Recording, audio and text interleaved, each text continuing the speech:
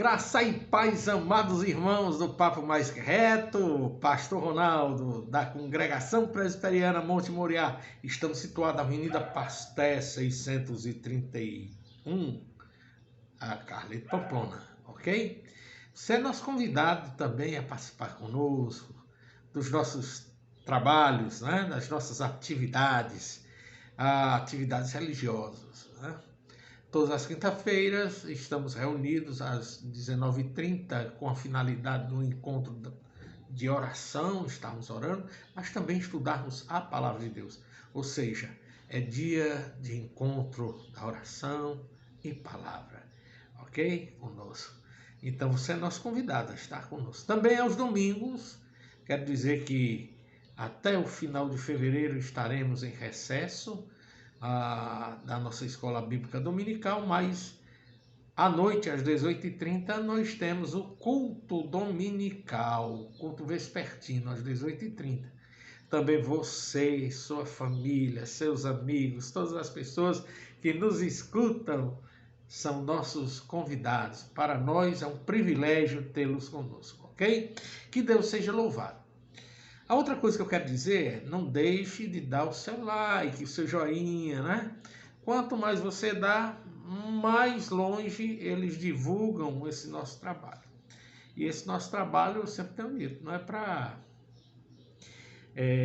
honrar o pastor Ronaldo, para colocar o pastor Ronaldo no altar, para mostrar que ele prega. Não.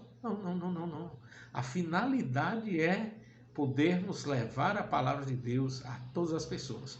Se esta é uma modalidade boa, interessante e que as pessoas também escutam, então por que não fazermos, né? Além do evangelismo local, fazemos também o evangelismo através da palavra de Deus, através do Papo Mais Que Reto, aqui, né? Então por isso não deixe de dar o seu joinha, recomendar as pessoas para que as pessoas também possam escutar, né? Fala um pouco do Papo Mais Que Reto, né? Há uma oportunidade de até você também comentar, fazer algum comentário e nós responderemos. À medida do possível, nós responderemos a sua pergunta, o seu questionamento, tá certo? Então, vamos para aquilo que nós nos propusemos nesta manhã, exatamente do dia 25 de janeiro. Queremos trazer a mensagem, a palavra de Deus, cujo pregamos domingo, ok? Pregamos domingo, dia 22, em nossa congregação presbiteriana Monte Moriá. Então, vamos agora trazer aqui para nós, nesta manhã. E hoje a pregação está baseada exatamente em Marcos, o Evangelho escrito segundo Marcos, capítulo 1, dos versículos de 14 ao 20. Vamos ler aqui conosco? É interessante você também, se você tem a sua Bíblia, para que você também possa dar uma lida, confere, né? Vamos fazer como nos veremos, conferindo com a palavra de Deus, né? Diz assim a palavra do Senhor: depois de João ter sido preso, foi Jesus para a Galiléia pregando o Evangelho de Deus, dizendo: o tempo está cumprido e o reino de Deus está próximo, arrependei-vos e crede no Evangelho. Caminhando junto ao mar da Galiléia, viu o irmão Simão e André que lançavam a rede ao mar porque eram pescadores. Disse-lhe Jesus: vinde após mim e eu vos farei pescadores de homens. Então eles deixaram imediatamente as redes e o seguiram. Pouco mais tarde viu Tiago, filho de Zebedeu, e João, seu irmão, que estavam no barco consertando as redes, e logo os chamou, dizendo eles no barco, seu pai Zebedeu, deixando eles no barco a seu pai Zebedeu com os empregados, seguiram após Jesus. Até aqui, ok? Até aqui. Nós queremos falar algo aqui que você até talvez já saiba, né? A grande parte da vida de Jesus foi exatamente Nazaré. Por isso ele foi conhecido como Nazareno. Era uma região acoplada à Galileia e que fazia parte né? De lá. Jesus agora, depois já da sua infância, da sua juventude, da sua adolescência, da sua idade já de homem maduro, né? Ele está de volta a Galiléia com um propósito de quase toda a sua vida, né? Quase toda a vida de Jesus houve um propósito. E agora, quando ele retorna, não será diferente. Ele não vai mudar exatamente esse propósito que ele tinha, que era de fazer ali ao povo o anúncio do reino de Deus, né? O plano salvífico. Agora que tudo está mais uma vez sendo levado nesta direção, né? O seu ministério praticamente está quase já a começar com toda a força, né? Ele volta à sua terra, né? Volta a Galiléia. E eu quero falar aqui a respeito desta volta de Jesus a Galiléia. Eu quero convidar você para que você possa perceber alguns detalhes que nós lemos de uma forma mais centrada, mais profunda, para que você compreenda melhor e que a gente possa afirmar mais de uma forma motivacional para continuarmos também firmes neste propósito de Deus em nossa vida, que nada mais é de também participarmos do reino, anunciando este reino, ok? Então vamos estar atentos. Percebamos então o que acontece neste retorno de Jesus a Galiléia, ok? Vamos começar pensando aqui lá no verso 14, né? Começar aqui refletindo no versículo 14, onde diz: depois de João ter sido preso, foi Jesus para a Galiléia, pregando o evangelho de Deus. Lá se está novamente Jesus na Galiléia, fazendo algo muito importante, algo que com certeza satisfazia a Jesus, né? Trazia gozo ao seu coração, trazia prazer no seu coração, embora sabendo que ao final de tudo seria praticamente momentos de dores, mas também de triunfo, né? Também de triunfo. Me refiro à ressurreição de Jesus, ok? Jesus está de volta a Galiléia, mas ele não está aqui de volta a Galiléia só por estar. Ele não está de volta a Galiléia apenas porque queria visitar a Galiléia, ou talvez fosse ver alguns de seus parentes, ou quem sabe alguns amigos, de forma alguma. Jesus está de volta a Galiléia exatamente para pregar o Evangelho de Deus. Notou aqui? Percebeu aqui algo interessante? Jesus está na Galiléia para pregar o Evangelho de Deus. Jesus poderia, na volta a Galiléia, estar falando de grandes acontecimentos de sua época, está comentando, né, a morte que houvera na infância, comentando, quem sabe ali, a insatisfação do povo, né, em ser independentes do Império de Roma. Não, mas Jesus não está para isso. Jesus está para pregar o Evangelho de Deus, falando do Evangelho de Deus, né? Falando exatamente a respeito deste Evangelho, que nada mais é do que as boas notícias de que ele veio salvar ao pecador. Agora, aqui nesta pregação de Jesus, né, onde ele está a falar do Evangelho de Deus, este Evangelho se aproxima ao povo através de Jesus de uma forma direta e sincera, de uma forma que confrontava aqueles que os escutavam.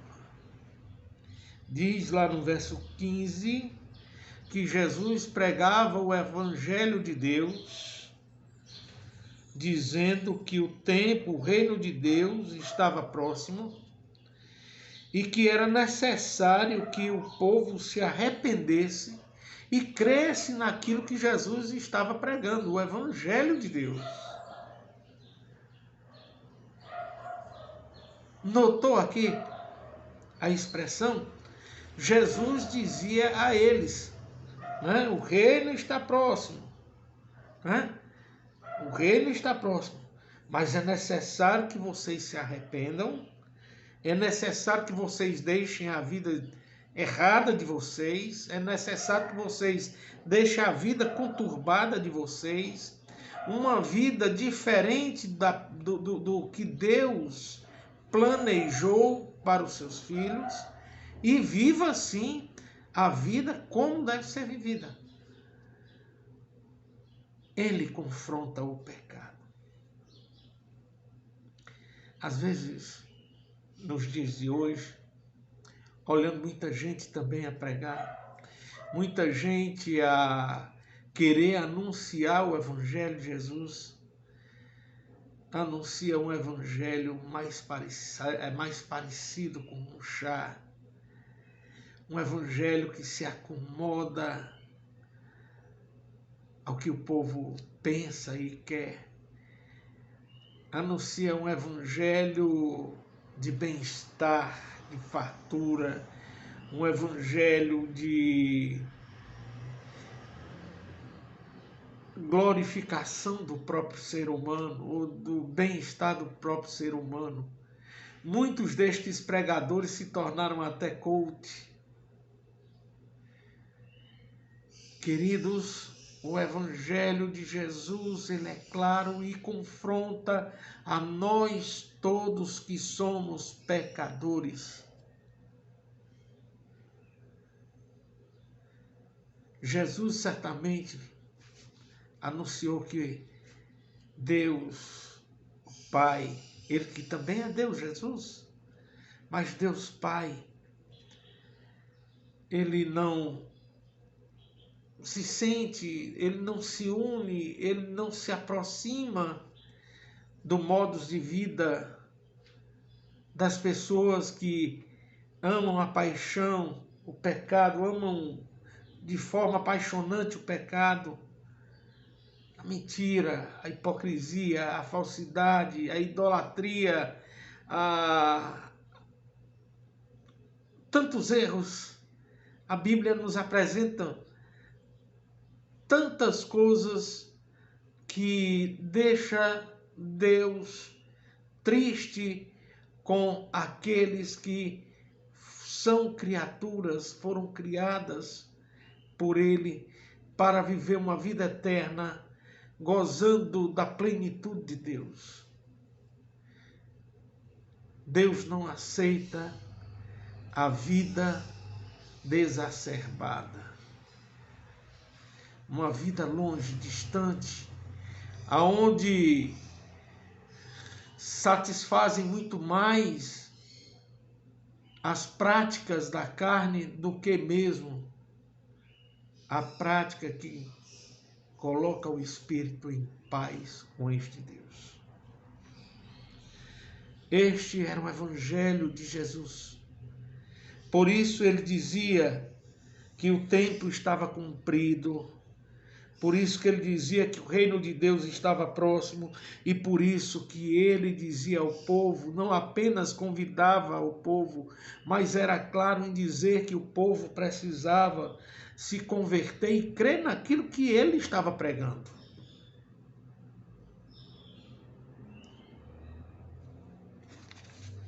Nós não podemos pregar um outro evangelho. Nós não podemos pregar um outro tipo de evangelho, a não ser ao que está revelado a nós através da palavra de Deus, a Bíblia Sagrada. Crer, precisamos confrontar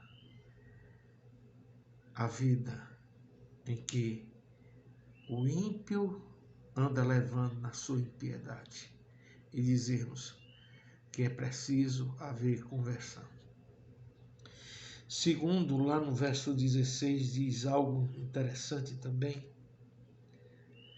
Diz que caminhando junto ao mar da Galileia, viu os irmãos Simão e André, que lançavam as redes ao mar, porque eram pecadores.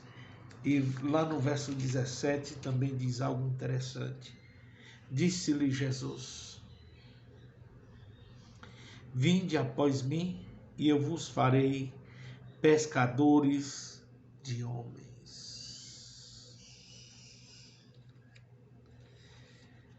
Duas coisas importantes neste momento acontecem na vida daqueles dois homens, daqueles irmãos André e Simão e André. Estavam lá lançando a rede, ou as redes. Era a profissão deles. Era o ganha-pão, se assim podemos dizer, nos dias de hoje. Mas Jesus, ele os chama. Notemos que Jesus está caminhando ao mar da Galileia. E Jesus se depara com aqueles dois homens, Simão e André, filho de Bar-Jonas. E Jesus, ele o chama aos dois, não para uma vida profissional de sucesso. Naquela época, ser não só pescador, mas dono de embarcações era sucesso. Era sinal de prosperidade e riqueza. Afinal, era um dos alimentos mais comuns na mesa daquele povo, dos galileus, dos nazarenos, dos sírios, de toda aquela região.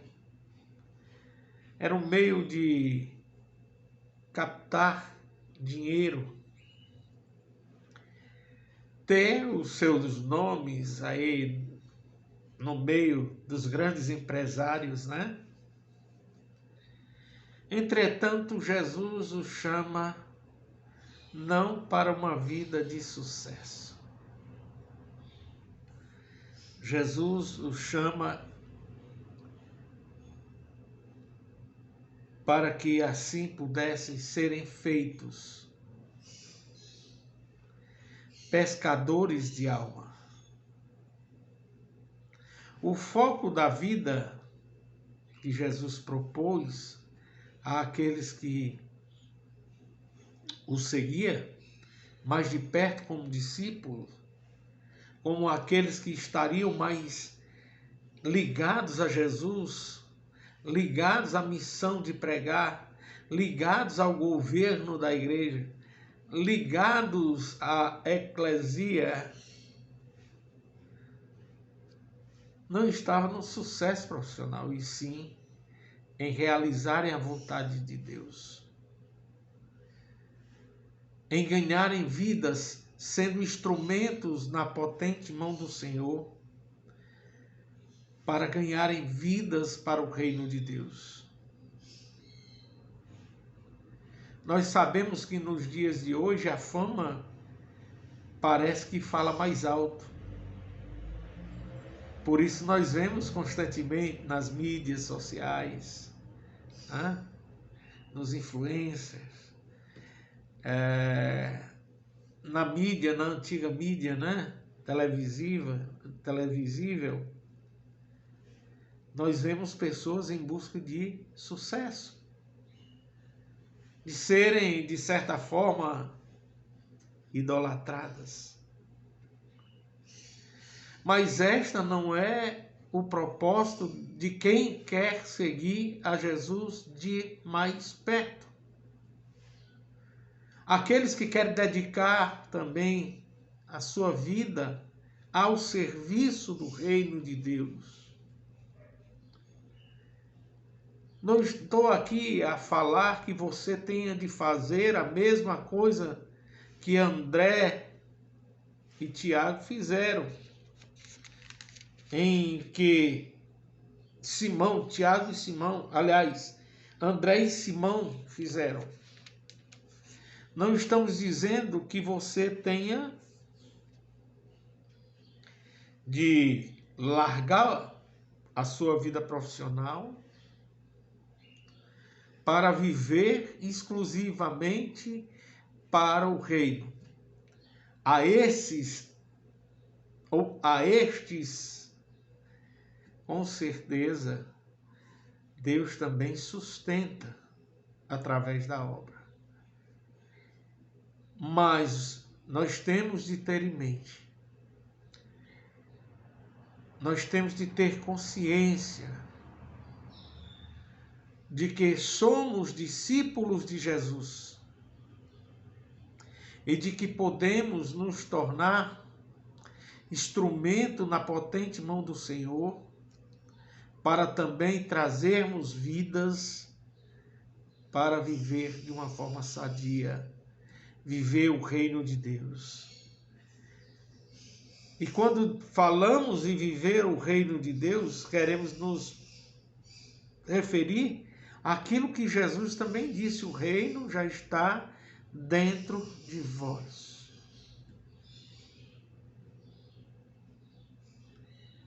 Mas, se você quer seguir a Jesus, você tem de viver plenamente as ordens que Jesus deu aos seus seguidores em seu reino, a igreja. Vinde, disse Jesus aos dois irmãos, Simão e André, vinde após mim, e eu vos farei pescadores de homens.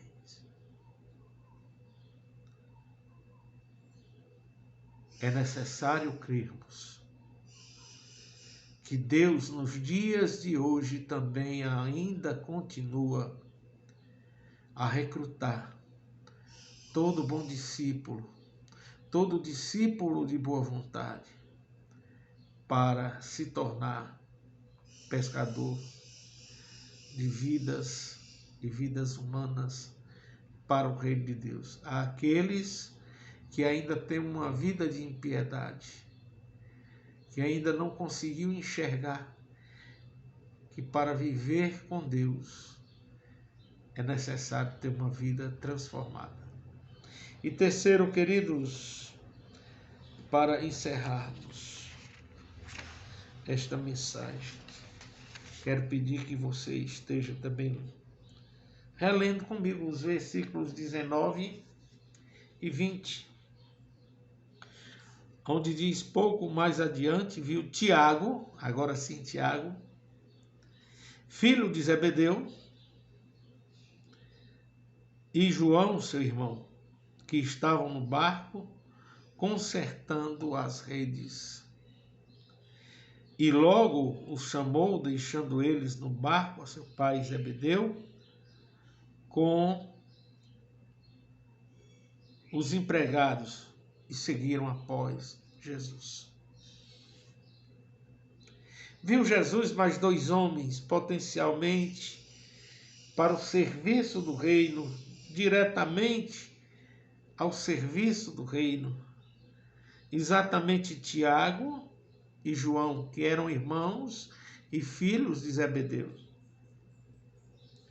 E Jesus os chama. Agora eu quero focar em algo muito importante para aquilo que acontece na vida dos que são chamados a vivenciar de uma forma mais intensa este reino de Deus. Algo que você diga assim: é sobre-humano, é sobrenatural o que Jesus fez. Porque, de fato, quando o autor e consumador de nossa salvação, ele age, ele também age pelos meios ordinários e sobrenaturais. Quando Jesus os olha e os chama,